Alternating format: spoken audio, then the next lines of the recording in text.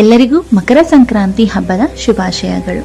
ಕರ್ನಾಟಕದಲ್ಲಿ ಸಾಮಾನ್ಯವಾಗಿ ಮಕರ ಸಂಕ್ರಾಂತಿ ತನ್ನದೇ ಆದ ವಿಶಿಷ್ಟ ಧಾರ್ಮಿಕ ಮತ್ತು ಸಾಂಸ್ಕೃತಿಕ ವಿಧಿವಿಧಾನಗಳನ್ನು ಹೊಂದಿದೆ. ಏನೆಂದು ತಿಳಿಯೋಣ ಬನ್ನಿ. ಮಕರ ಸಂಕ್ರಾಂತಿ ಅಂದಕ್ಷಣ ನಮಗೆ ಮೊದಲು ನೆನಪಾಗುವುದು ಸೂರ್ಯನ ಪಥ ಬದಲಾವಣೆ.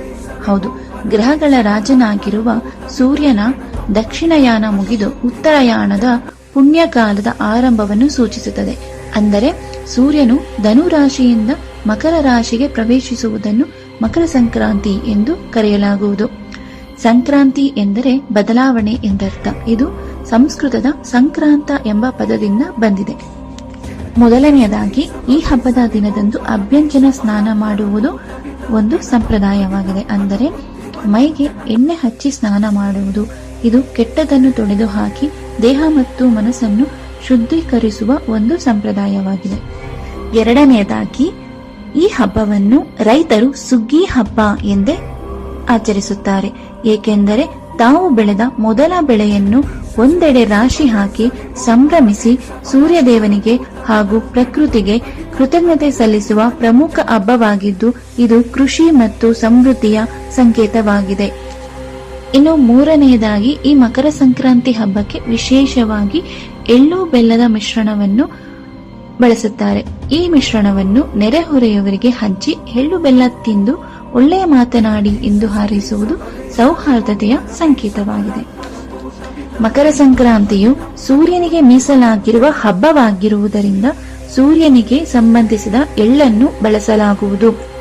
ಸಂಕ್ರಾಂತಿಯ ಸಮಯದಲ್ಲಿ ಚಳಿ ಹೆಚ್ಚಿರುತ್ತದೆ. ಹಾಗಾಗಿ ಎಳ್ಳು ಮತ್ತು ಬೆಲ್ಲ ಎರಡು ಉಷ್ಣ ಗುಣ ಹೊಂದಿರುವುದರಿಂದ ದೇಹಕ್ಕೆ ಬೆಚ್ಚಗಿನ ಉಷ್ಣತೆ ನೀಡಿ ದೇಹಕ್ಕೆ ರೋಗ ನಿರೋಧಕ ಶಕ್ತಿಯನ್ನು ಹೆಚ್ಚಿಸಿ ಪೋಷಿಸುತ್ತದೆ. ಇನ್ನು ನಾಲ್ಕನೆಯದು ಜಾನುವಾರುಗಳ ಕಿಚ್ಚಾಯಿಸುವುದು. ಈ ಸಂಪ್ರದಾಯವು ಕೂಡ ನಮ್ಮ ರೈತರು ಪಾಲಿಸಿಕೊಂಡು ಬಂದಿದ್ದಾರೆ. ಅಂದರೆ ರೈತರು ತಮ್ಮ ಮನೆಯಲ್ಲಿರುವ ಜಾನುವಾರುಗಳನ್ನು ತೊಳೆದು ಅಲಂಕಾರ ಮಾಡಿ ಪೂಜೆ ಮಾಡಿ ಆನಂತರ ಮುಸ್ಸಂಜೆಯ ವೇಳೆ ಊರ ಪ್ರಮುಖ ಬೀದಿಗಳಲ್ಲಿ ಮೆರವಣಿಗೆ ನಡೆಸಿ ಒಂದೆಡೆ ಹುಲ್ಲು ಹರಡಿ ಬೆಂಕಿ ಹಚ್ಚಿ ಜಾನುವಾರುಗಳನ್ನು ಕಿಚ್ಚು ಹಾಯಿಸುವುದು. ಈ ಸಂಪ್ರದಾಯವನ್ನು ನಾವು ನಮ್ಮ ಹಳ್ಳಿ ಪ್ರದೇಶಗಳಲ್ಲಿ ನಡೆಸಿಕೊಂಡು ಬಂದಿರುವುದನ್ನು ಕಾಣಬಹುದಾಗಿದೆ. ಇನ್ನು ಐದನೆಯದಾಗಿ ಸಂಕ್ರಾಂತಿ ಹಬ್ಬದಂದು ಗಾಳಿಪಟ ಹಾರಿಸುವುದು. ಇದು ಒಂದು ವಿಶೇಷ ಅಂತಾನೆ ಹೇಳಬಹುದು.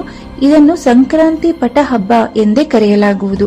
ಇದು ಸೂರ್ಯನ ಉತ್ತರಾಯಣ ಚಲನೆಯನ್ನು ಸ್ವಾಗತಿಸಲು ಹಾಗೂ ಹೊಸ ವರ್ಷದ ಮೊದಲನೇ ಹಬ್ಬದ ಸಂಭ್ರಮಾಚರಣೆಗಾಗಿ ಆಚರಿಸಲಾಗುವುದು. ಇನ್ನು ಕೊನೆಯದಾಗಿ ಸಂಕ್ರಾಂತಿ ಹಬ್ಬದಂದು ಮಕ್ಕಳಿಗೆ ವಿಶೇಷ ಪೂಜೆ ಮಾಡಲಾಗುವುದು.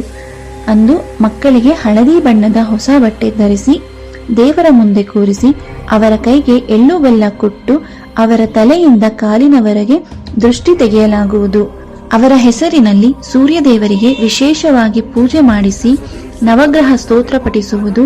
ಅನಂತರ ಎಲ್ಲರಿಗೂ ಎಳ್ಳು ಬೆಲ್ಲ ಹಣ್ಣುಗಳನ್ನು ದಾನ ಮಾಡಿಸುವುದರಿಂದ ಮಕ್ಕಳ ಭವಿಷ್ಯ ಉಜ್ವಲವಾಗಿ ಅವರಿಗೆ ಯಾವುದೇ ದೃಷ್ಟಿ ದೋಷಗಳು ತಟ್ಟದಂತೆ ಪ್ರಾರ್ಥಿಸಲಾಗುವುದು. ಇದಿಷ್ಟು ನಾವು ನಮ್ಮ ಪೂರ್ವಜರ ಕಾಲದಿಂದಲೂ ಆಚರಿಸಿಕೊಂಡು ಬಂದಿರುವ ಸಂಪ್ರದಾಯವಾಗಿದೆ.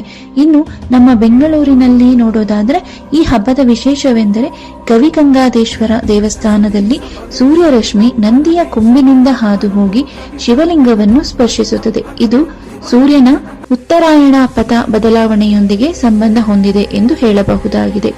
ಈ ಮಾಹಿತಿ ನಿಮಗೆ ಇಷ್ಟವಾಗಿದ್ದಲ್ಲಿ ನಿಮ್ಮ ಸ್ನೇಹಿತರೊಡನೆ ಹಂಚಿಕೊಳ್ಳಿ. ಮತ್ತಷ್ಟು ಮಾಹಿತಿ ತಿಳಿಯಲು ನಮ್ಮ ಚಾನೆಲ್ನ ಸಬ್ಸ್ಕ್ರೈಬ್ ಮಾಡಿ. ಧನ್ಯವಾದಗಳು.